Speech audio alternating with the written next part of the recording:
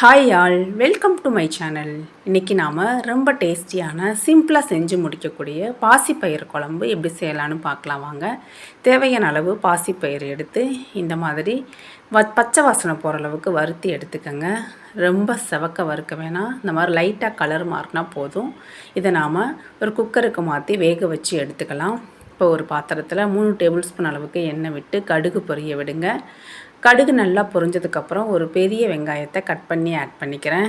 அது கூட ஒரு கொத்து கருவேப்பிலை, 2 காஞ்ச மிளகாய் ஆட் பண்ணி நல்லா இந்த மாதிரி வதக்கி எடுத்துக்கலாம்.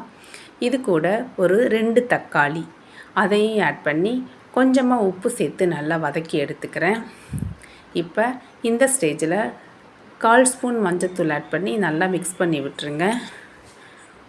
பாருங்கள், தக்காளி வெங்காயம் வதங்கிருச்சு. இப்போ நம்ம வறுத்து வேக வச்சு எடுத்துருக்க பாசிப்பயிரை இது கூட சேர்த்து இந்தளவுக்கு நல்லா மிக்ஸ் பண்ணி விட்டுறலாம். இப்போ குழம்புக்கு தேவையான உப்பை ஆட் பண்ணிக்கோங்க. இந்த குழம்புக்கு தேவையான தண்ணியையும் சேர்த்து நல்லா மிக்ஸ் பண்ணி மூடி வச்சு நாம் ஒரு 5 to 10 மினிட்ஸ் நல்லா கொதிக்க விட்டுறலாம். பாருங்கள், குழம்பு இந்த கன்சிஸ்டன்சியில் இருக்கணும்.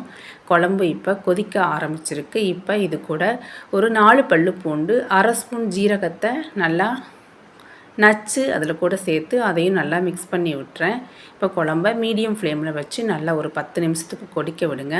பாருங்கள், குழம்பு நல்லா கொதித்து கலர் சேஞ்ச் ஆகி வந்திருக்கு. இந்த ஸ்டேஜில் கொத்தமல்லி தழை தூவி நம்ம ஸ்டவ் ஆஃப் பண்ணிடலாம். பாருங்கள், ரொம்ப டேஸ்டியான சிம்பிளாக செய்யக்கூடிய பாசிப்பயிறு குழம்பு ரெடி ஆயிருச்சு.